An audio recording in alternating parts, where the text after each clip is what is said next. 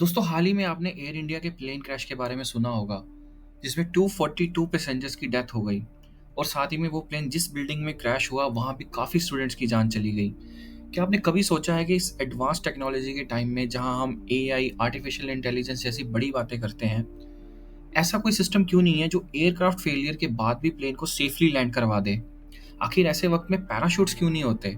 जैसे एक military aircraft में पायलट अपनी सीट को इजेक्ट कर लेता है और पैराशूट की मदद से सेफली लैंड कर लेता है, तो ऐसे ही पैराशूट सिस्टम कमर्शियल फ्लाइट्स में क्यों नहीं होते?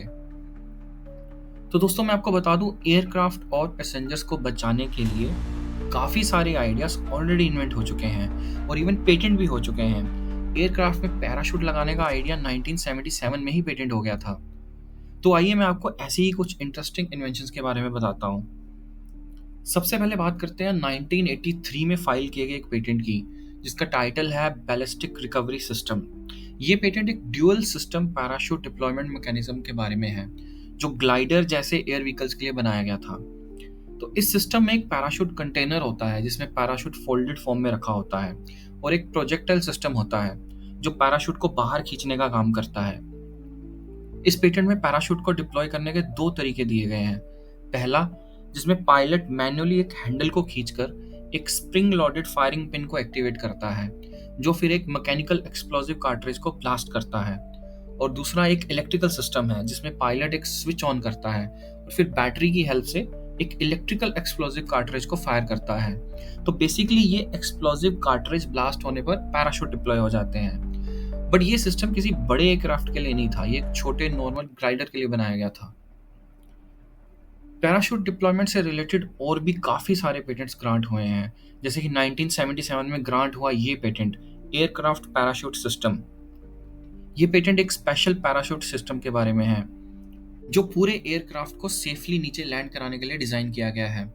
एयरक्राफ्ट की मेन बॉडी में एक स्पेशल कंटेनर वेल बना होता है जिसमें एक पोर्टेबल कंटेनर को रखा जाता है टेक ऑफ से पहले। इस कंटेनर में एक पैराशूट होता है और एक ड्रॉग पैराशूट होता है। तो सबसे पहले ड्रॉग पैराशूट ओपन होता है और फिर वो मेन पैराशूट को खींचकर डिप्लॉय करता है। इसके अलावा 2006 में फाइल किया गया ये पेटेंट, जिसका टाइटल है aircraft with emergency landing system. इसमें भी एयरक्राफ्ट में पैराशूट डिप्लॉयमेंट के बारे में बताया गया है। इसके बाद है एक 2018 में फाइल किया गया ये पेटेंट, जिसका टाइटल है safety system for aerial vehicles. बाकी पेटेंट्स की तरह ये पेटेंट भी पैराशूट डिप्लॉयमेंट के बारे में है। दोस्तों ऐसे और भी बहुत सारे इन्वेंशंस, पेटेंट्स, रिसर्च पेपर्स हैं जो प्लेन को पैराशूट्स की मदद से सेफली लैंड करवाने की बात करते हैं। तो दोस्तों इसी के बीच में बात करते हैं एक ऐसे पेटेंट की जिसमें ना तो सिर्फ पैराशूट सिस्टम है, बल्कि उसमें पैसेंजर कैबिन ही प्लेन से अलग हो जाता है। ये पेटेंट एक ऐसे यूनिक एयरप्लेन डिजाइन के बारे में है जिसमें मल्टीपल पैसेंजर कैबिन्स को एयरप्लेन की मेन बॉडी में स्लाइडेबल तरीके से फिट किया गया है। हर कैबिन के पास अपना oxygen supply, heating system, heat protective shield, parachutes, propulsion jets, expendable rafts और ऑटोमेटिक सीलिंग डोर्स होते हैं। प्रोपल्शन जेट्स लैंडिंग स्पीड को कंट्रोल करने के लिए यूज होते हैं और एक्सपेंडेबल राफ्ट्स पानी में लैंड करने के लिए यूज होते हैं। अगर एयरप्लेन में कोई बड़ा फेलियर होता है तो एयरप्लेन का आउटर शेल एक प्री डिफाइंड जगह से एक्सप्लोसिव सिलेंडर्स, लेजर कटर या हाई स्पीड कटर के जरिए तोड़ दिया जाता है, जिससे कैबिन स्लाइड करके मेन बॉडी से अलग हो जाते हैं। ये कैबिन्स पैराशूट और प्रोपल्शन जेट्स के जरिए सेफली ग्राउंड या पानी पर लैंड कर सकते हैं ताकि पैसेंजर्स की जान बचाई जा सके। इस पेटेंट के अकॉर्डिंग पैसेंजर कैबिन्स को एयर एक्सीडेंट के बाद सेफली लैंड कराने के लिए एक ड्यूअल प्रोपल्शन सिस्टम दिया गया है। जब कैबिन प्लेन से अलग होता है तो रिवर्स प्रोपल्शन जेट्स जो कैबिन के नीचे लगे होते हैं वो रिवर्स थ्रस्ट देते हैं ताकि कैबिन के गिरने की स्पीड कम हो जाए।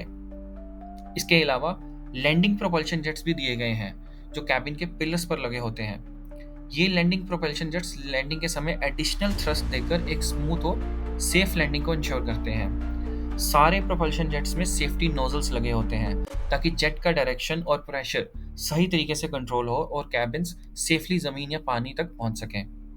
तो दोस्तों ऐसे सिस्टम्स काम आ सकते हैं जब कभी ड्यूअल इंजन फेलियर हो या मान लो कि कोई ऐसी सिचुएशन आ गई है जिसमें एयरक्राफ्ट का फ्यूल खत्म हो गया है।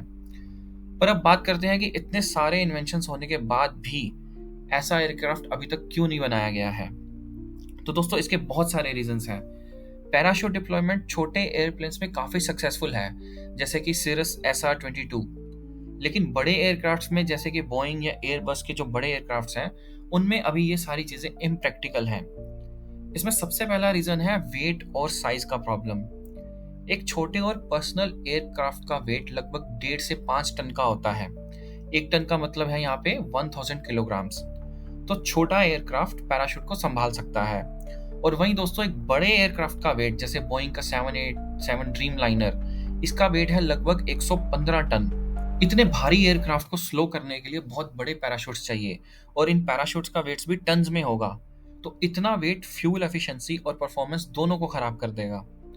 दूसरा रीजन है हाई स्पीड और ऑल्टीट्यूड। तो दोस्तों छोटा एयरक्राफ्ट कम स्पीड पर पैराशूट डिप्लॉय करता है, जैसे कि 100 नॉट्स की स्पीड, या फिर आप कह सकते हैं लगभग 200 किलोमीटर पर आवर की स्पीड। बट जो बड़े एयरक्राफ्ट्स हैं वो फ्लाई करते हैं 500 नॉट्स की स्पीड पर, लगभग 900 किलोमीटर पर आवर की स्पीड पर। ये एयरक्राफ्ट तो अराउंड 250 टू 300 किलोमीटर की स्पीड तो ये रनवे पे ही पकड़ लेते हैं। अब दोस्तों इतनी स्पीड पर पैराशूट को डिप्लॉय करने से या तो पैराशूट ही टूट जाएगा, या फिर एरोडायनामिक स्ट्रेस के कारण प्लेन में ही क्रैक्स आ जाएंगे और शायद प्लेन की छत ही उड़ जाए। और दोस्तों हाई एल्टीट्यूड पर हवा की डेंसिटी बहुत कम होती है। इसका मतलब है कि हवा में मॉलिक्यूल्स कम होते हैं। जब पैराशूट खुलता है तो वो हवा के अगेंस्ट एक ड्रैग क्रिएट करता है, ताकि एयरक्राफ्ट या किसी और ऑब्जेक्ट की स्पीड को स्लो किया जाए। लेकिन अगर हवा पतली हो और लो डेंसिटी में हो तो पैराशूट को ज़्यादा रेजिस्टेंस नहीं मिलता है, जिससे ड्रैग फोर्स कम होती है और ऑब्जेक्ट तेज़ी से गिरता है। इसी वजह से हाई एल्टीट्यूड पर पैराशूट उतना इफेक्टिव नहीं होता है जितना कि लो एल्टीट्यूड पर होता है। तीसरा रीज़न है प्लेन का मटेरियल। अभी के प्लेन्स का मटेरियल इतना स्ट्रॉन्ग नहीं है कि वो पैराशूट की फोर्स को हैंडल कर सके, बट उसे इतना स्ट्रॉन्ग बनाया जा सकता है, बट इससे प्लेन का कॉस्ट बहुत ज़्यादा बढ़ जाएगा। ज़्यादातर एयरप्लेन क्रैशेस जो हुए हैं वो इतने लो एल्टीट्यूड पे हुए हैं कि अगर उनमें पैराशूट होता भी तो पायलट को पैराशूट डिप्लॉय करने का टाइम ही नहीं मिल पाता। जैसे कि अभी एयर इंडिया वाला क्रैश, जिसमें बताया गया कि वो मैक्सिमम 625 फीट का ऑल्टीट्यूड ही गेन कर पाया था। इतनी कम हाइट पर पैराशूट किसी काम नहीं आएगा। और दोस्तों एयरक्राफ्ट में पैराशूट यूज़ करना सुनने में एक बहुत अच्छा आइडिया लगता है, बट ये सिर्फ थ्योरेटिकल है।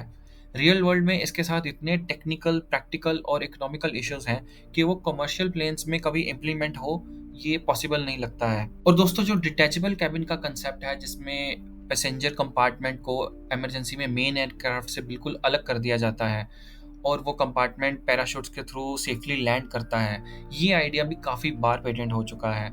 लेकिन रियल वर्ल्ड एविएशन में ये अभी तक इम्प्रैक्टिकल है, और इसके पीछे का रीज़न भी है एयरक्राफ्ट का वेट और उसका एरोडायनामिक्स। तो ये सारे आइडियाज़ थ्योरेटिकली सुनने में बहुत अच्छे लगते हैं, सेफ लगते हैं, बट रियल वर्ल्ड में ये बहुत ही रिस्की और कॉम्प्लेक्स आइडियाज़ हैं। तो दोस्तों जैसे कि मैंने आपको बताया, ऐसे आइडियाज़ और इन्वेंशंस ऑलरेडी पेटेंट हो चुके हैं। तो आप में से कुछ लोग सोचेंगे कि जब बना ही नहीं तो पेटेंट कैसे हो गया। तो यहाँ मैं आपको बताना चाहूँगा कि किसी भी आइडिया या इन्वेंशन को पेटेंट करवाने के लिए उसको रियल में बनाना बिल्कुल भी ज़रूरी नहीं है। बस आपका आइडिया नोवेल होना चाहिए, मतलब कि उसके जैसी चीज़ पहले कभी नहीं बनी हो, और वो यूज़फुल होना चाहिए, यानी कि उसकी कोई एप्लीकेशन होनी चाहिए, और वो एग्जामिनर को समझ में आना चाहिए। तो अगर आपके पास भी ऐसा कोई आइडिया या इन्वेंशन है तो आप उसको पेटेंट करवा सकते हैं, उसको बनाने की कोई ज़रूरत नहीं है। अब दोस्तों बात करते हैं सिरस SR-22 की। सिरस SR-22 एक छोटी 4 to 5 सीट वाली प्राइवेट एयरक्राफ्ट है, जो दुनिया की सबसे ज़्यादा बिकने वाली जनरल एविएशन एयरक्राफ्ट में से एक है। इसमें यूज़ होता है कैप्स, CAPS, सिरस एयरफ्रेम पैराशूट सिस्टम। कैप्स एक बैलिस्टिक पैराशूट सिस्टम है जो पूरे एयरक्राफ्ट को सेफली ग्राउंड पे उतारने के लिए डिज़ाइन किया गया है। जैसे कोई इमरजेंसी सिचुएशन आती है, जैसे इंजन फेलियर, पायलट का एयरक्राफ्ट पे कंट्रोल ख़त्म हो जाना, या हाइपोथेटिकली फ्यूल का ख़त्म हो जाना, ऐसी सिचुएशन में पायलट एक हैंडल को पुल करता है। ये हैंडल एक रॉकेट इग्नाइटर को एक्टिवेट करता है। Rocket igniter with in 2 seconds एक पैराशूट को बाहर निकालता है। पैराशूट एयरक्राफ्ट के पीछे से बाहर आता है और प्लेन का डिसेंट स्लो हो जाता है। तो ऐसी सिचुएशन में एयरक्राफ्ट कंट्रोल के बिना भी सेफली लैंड करता है। दोस्तों एक डेटा के अकॉर्डिंग कैप्स सिस्टम ने अभी तक 500 से ज़्यादा लोगों की जान बचाई है। सिरस SR-22 का वेट लगभग 1.5 टन के आसपास का है, और इसकी एवरेज फ्लाइंग स्पीड है 250 टू 300 किलोमीटर पर आवर। जैसा कि मैंने आपको वीडियो में पहले बताया था कि कमर्शियल प्लेन्स इतनी स्पीड तो रनवे में ही पकड़ लेते हैं, इसलिए उनमें ये सिस्टम लगाना एकदम इम्प्रैक्टिकल है। दोस्तों आई होप आपको ये वीडियो पसंद आया होगा। ऐसी ही कुछ और इंटरेस्टिंग इन्वेंशंस के बारे में अगर आप जानना चाहते हैं तो चैनल को प्लीज़ सब्सक्राइब करें।